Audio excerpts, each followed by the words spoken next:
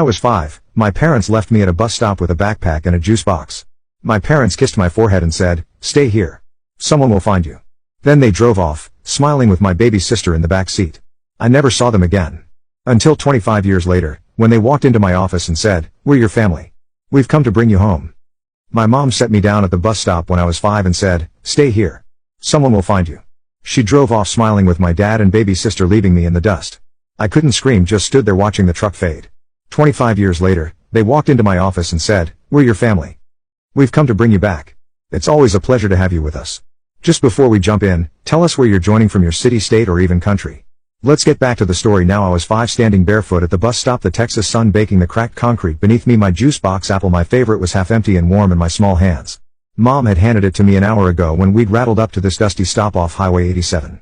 Our old Ford truck coughing like it was ready to quit. "Just a quick stop, Ethan." She'd said, her voice thin like she was holding her breath. Dad was up front, his jaw tight. Baby Sarah wailed in her car seat, her chubby fists waving. I wanted to hush her, but Mom yanked me out of the truck instead. "Stand here, Ethan," she said, kneeling so her hazel eyes met mine. Her hair was tangled, sweaty strands sticking to her forehead. "Someone will find you. Okay? Just wait." Her fingers brushed my cheek, shaky, and I smelled the stale coffee on her breath. Same as every morning when she'd sip from her chipped mug at the kitchen table. Dad tossed my small backpack beside me, muttering, "Ruth, we're late." He wouldn't look at me. He never did, much not since Sarah came along. I clutched that juice box, confused. "Where you going, Mama?" My voice was small, lost in the buzz of cicadas. She didn't answer, just climbed in, tugging Sarah's blanket higher. The truck roared to life and I ran a few steps, yelling, "Wait!" Dust stung my eyes as they peeled out, tailpipe spitting black smoke. I stood there, heart hammering, watching the tail lights shrink until they were gone. The juice box slipped from my hand, spilling across the concrete. Hours passed, my throat burned, legs wobbled, buses came and went, but no one stopped. I kept thinking Mom would turn back, her laugh filling the cab like it used to when we'd sing Patsy Cline on long drives, but the sun sank low and I was alone, just a speck at that big empty bus stop. Then Hank the mechanic ambled over, his grease-stained hands gentle as he said, "Hey kiddo, you okay?" I wasn't. I didn't know if I ever would be. Hank and June didn't have much. A single wide trailer with peeling paint and a sagging porch, but they made room for me that first night. I sat on their couch, a lumpy thing patched with duct tape, staring at a faded photo of them grinning by a fishing hole. Hank handed me a glass of sweet tea, the ice clinking, and said, "You're safe here, Ethan." June knelt, slipping an old flannel shirt over my shoulders.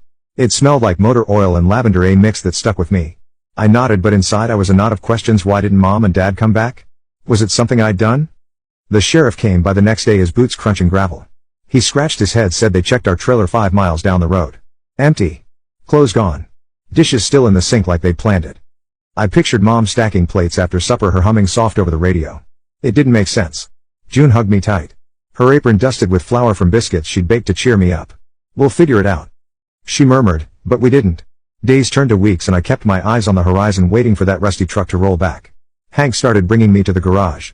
He'd prop me on a stool, hand me a wrench and say, "Hold this steady, kid." I liked the weight of it, the way grease stained my fingers. He talked about carburetors and spark plugs, his voice low and steady like he was teaching me more than engines. June braided my hair mornings before school, her hands gentle but firm. "You've got a good head, Ethan," she'd say, tying off the ends with a rubber band. I'd smile, but at night I'd lie on their spare cot, the springs creaking, and cry into the pillow. I miss Mom's off-key singing, Dad's rare chuckle when he'd win at cards.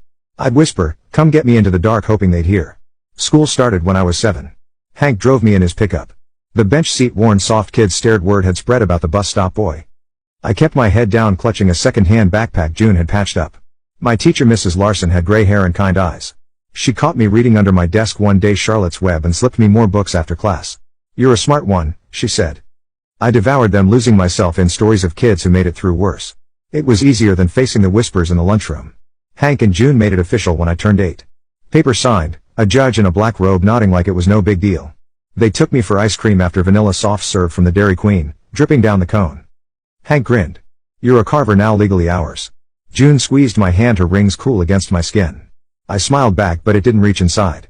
I'd watch buses pull into the station, my heart jumping every time, thinking they might bring my parents back.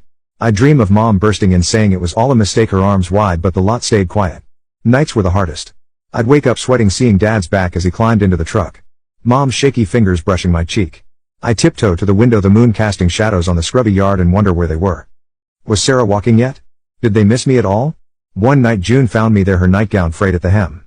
She didn't say much, just sat with me, her breathing steady. "It's okay to hurt, Ethan," she whispered. I nodded, tears slipping down my cheeks, but I couldn't shake the feeling I wasn't enough.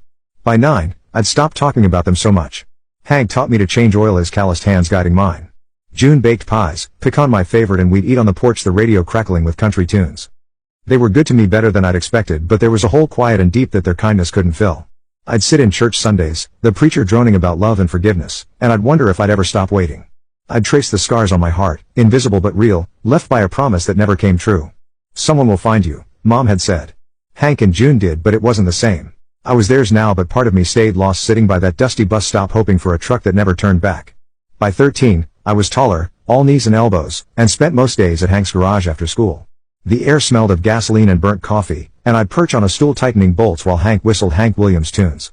I'd gotten good with my hands, could swap a tire faster than some of the guys he hired. Kids from town started hanging around too. Leaning on rusted hoods, griping about their folks or school. I'd listen, nodding over a Coke, and they'd spill more than they meant to. "You're easy to talk to, Ethan," one said, kicking gravel. I didn't know it then, but that was the start of something. School was different. I'd outgrown the bus stop boy whispers, but I kept to myself, eating lunch with a book under the bleachers. Mrs. Larson, my English teacher, caught on. She'd slip me paperbacks, To Kill a Mockingbird, The Outsiders, and leave notes in the margins. "What do you think, Ethan?" I'd scribble back pages full of thoughts I couldn't say out loud. One day, she pulled me aside, her glasses sliding down her nose. "You've got a way with words," she said. "Ever think about helping people with them?" I shrugged, but her words stuck like a seed in dry soil. Hank noticed too. He'd catch me scribbling in a spiral notebook, old receipts taped inside while the radio crackled. "What's that?" he asked once, wiping grease on his jeans. "Just stuff," I mumbled, shoving it under a toolbox, but he'd grin. "Keep at it, kid." I did. Nights, I'd sit on the trailer steps,